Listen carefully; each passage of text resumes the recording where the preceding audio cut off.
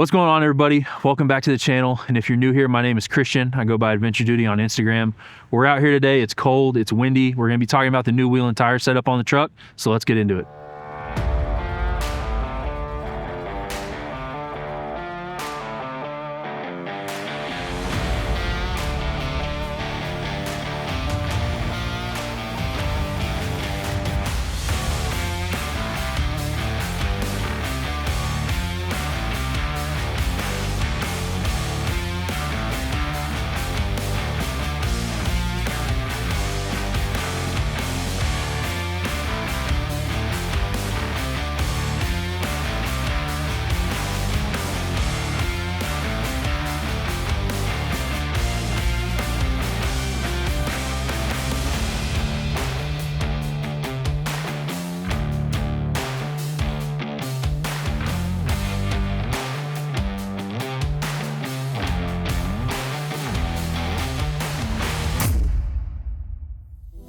It is a rough day to be a YouTuber, if you want to call me that.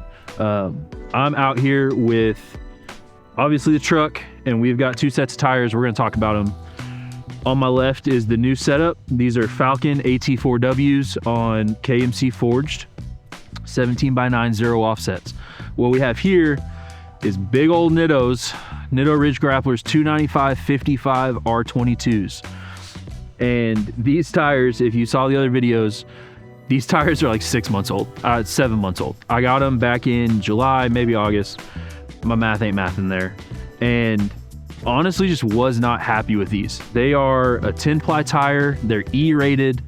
And on a 22 with these rubber bands, it rode like a brick. Did not ride well. These things were a nightmare to balance. We got it done, but they fought us every step of the way. And so one thing I learned with these Nittos is they are not good in wet, especially low profile like this. Wet roads, from a takeoff, you spin, you hit the paint stripes in the road, like on a sidewalk, a crosswalk, going down the road doing 40 miles an hour, you spin. It's insane. Now, these tires serve a phenomenal purpose for some individuals. If you're doing heavy off-road, if you air down a lot, you know, these sidewalls at 10-ply, it's really going to help. But these tread blocks are not just not ideal for road use. Really good for deep mud, stuff like that, but not a fan of these Nittos. Now, the Falkens over here, these things, I don't know if you can tell, these tread lugs are deep. This is the deepest tread depth in the class of this tire, deepest tread. 19-30 I believe. And all this siping right here evacuates water. This tire has been phenomenal. It's a 315/70 R17, so it's a factory Raptor size. Technically, tech specs, it measures out to 34.7 by 13.1. It is doesn't look like it, but it's a wide tire.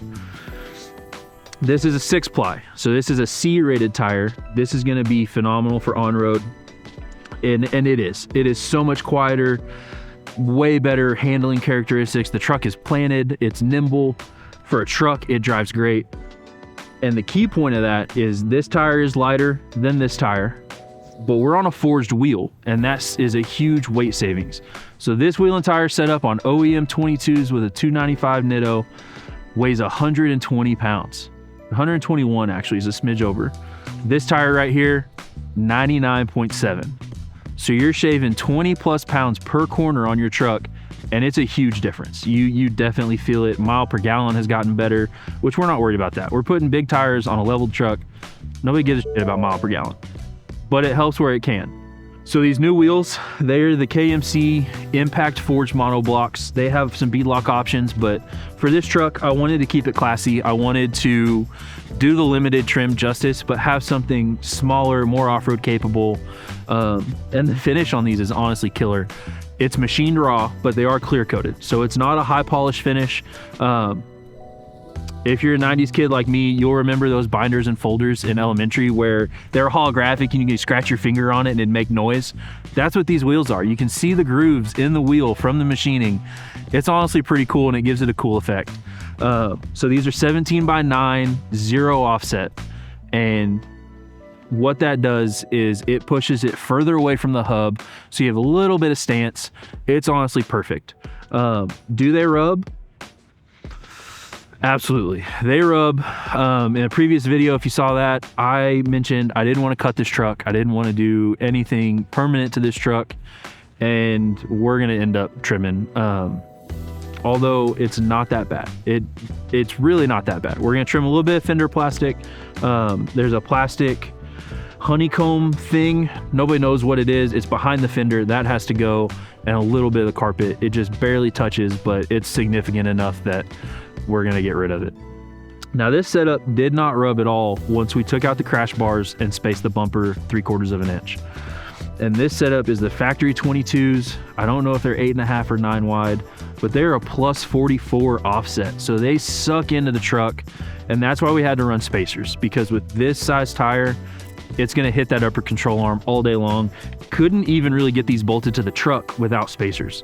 And while this tire looked phenomenal, this setup looked really good, that's just about all these tires are good for. They look cool. Instagram influencers flex with them. That's about it, in my opinion. We'll see how Nitto feels about it.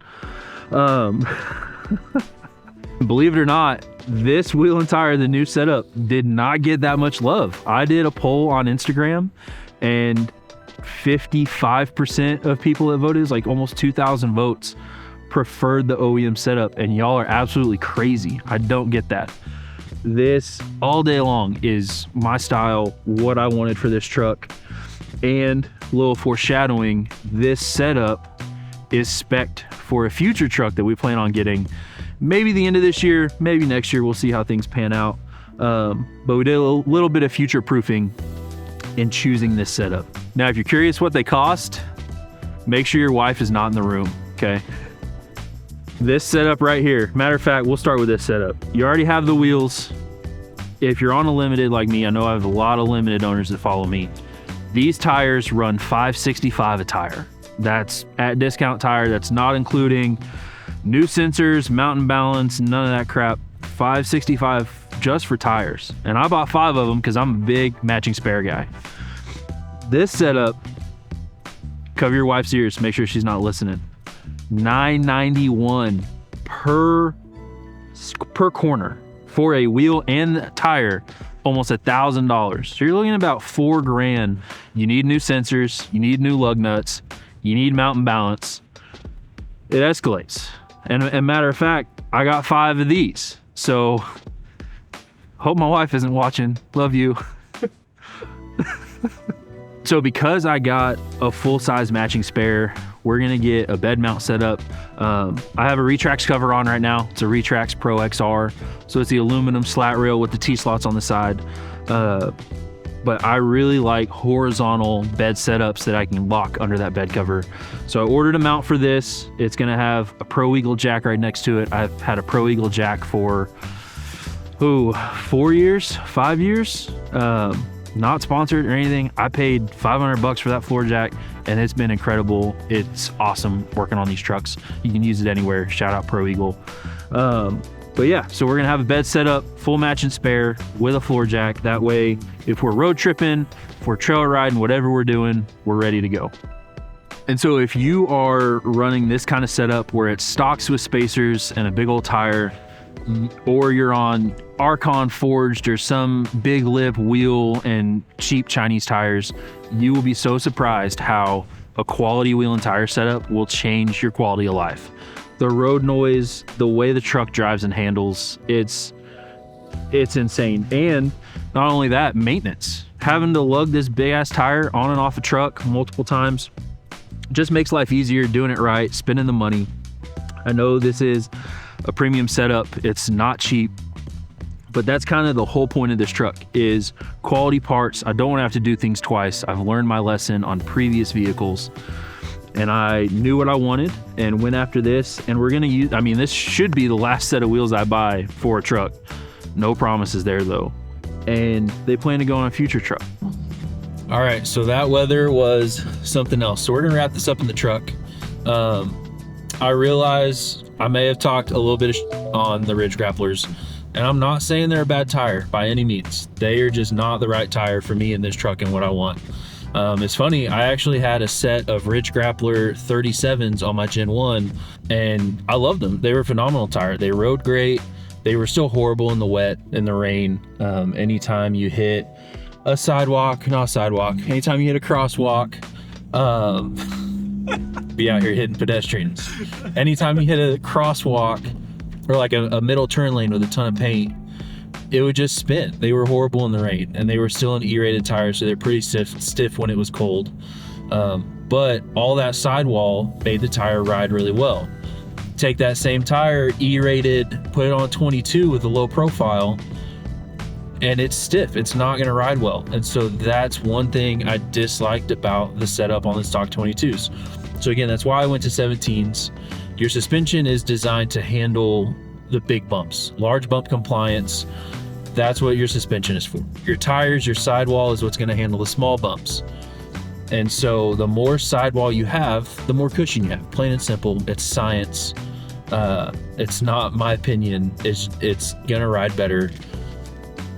And so that's what we did. And specifically, this tire is 3 Peak Mountain Snowflake rated. So what that means is it's rated for, or it's past the minimum threshold for certain snow applications, like traction in the snow, sidewall stiffness at a certain temperature. So it's not going to get cold. It's not going to, well, I mean, it's going to get cold. It's outside. If you're cold, they're cold, right? Bring them in. At a certain temperature, the sidewall isn't going to get super stiff and the tire is going to change dynamics. That's all 3 Peak Mountain Snowflake rating is. And that's something that I wanted. And so you get that with this tire, along with a 60,000 mile tread wear warranty, which is pretty incredible. For me to run 60,000 miles on a set of tires, that's going to be the next 6 years. I won't even have this truck 6 years from now. I probably won't even have it next year. We'll see what happens the way I've been going through vehicles. But one more thing, with this tire being C-rated, it's going to be softer. The compound's softer. What you'll see, at least when we were comparing them side by side, what you see is that those lugs are so much bigger, not bigger, they're closer together. They were pretty chunky on the outside, but on the middle section of tread, it was really close together. And so I'm not a scientist. I don't know the ins and outs of it, but from the way I understand it is the smaller the gap between the tread, the less noise it's going to make. And that's what I found with this tire. It's so quiet. It's so smooth. It grips the road better. So what you'll find with this tire versus the Ridge Grappler is this tire is going to be not as well suited for mud, but it's going to be better in sand. It's going to be better on rocks. It's going to be better on the road. And so if you want a tire where it has all the driving characteristics of a stock or highway tire, but has that aggressive sidewall, the side biters on this thing look crazy for an all-terrain tire. It has that aggressive sidewall, a more aggressive tread, but still rides like a daily driver when you buy it off the dealer lot, go for the Falcons. But if you want something that looks cool and is good in mud, the Ridge Grappler is your tire. This truck needs brakes. You do bigger tires, you need brakes. I have an upgrade in the box, sitting in the garage waiting to go on. I need to make that happen. But yeah, so Ridge Grapplers weren't for me. Falcons, I love them. One more thing that I mentioned in the previous part of this video, don't go into debt for wheels and tires. Do not finance truck parts to impress people on the internet. Just do what makes you happy. Now, if going into debt makes you happy, go for it. You probably have bigger problems trying to afford wheels and tires, but don't do it. $1,000 per corner, per wheel and tire. It was just shy of $1,000. Nobody needs to pay those prices. If you want the best deal, hit up Matt at TSP Parts. That link is going to be in the description. Send him a message. It's not going to be, custom offsets where you have to go and decipher the ins and outs of the tire sizes and the fitment. If you reach out to Matt at TSP and you tell him what you want, he's going to tell you what you need. Plain and simple. And he won't let anyone beat his price. He'll have the best price, guaranteed. So I want to know what you think. Drop a comment, let me know. Do you like the stock setup more? Do you like this new KMC setup? I'm actually in love with this setup. I think it's the perfect fit for this truck. It gives it an aggressive off-road look. It looks cool, but then kept it classy to fit the limited trim. And so if you enjoyed this video, found it helpful, if you're not subscribed, I hope you consider subscribing. I've got a couple big things. Everybody always says they got big stuff happening, big plans coming soon, but I really do. We're about to dump a whole bunch of money into this truck, and it's gonna be pretty freaking sweet. So I hope you stick around and check it out.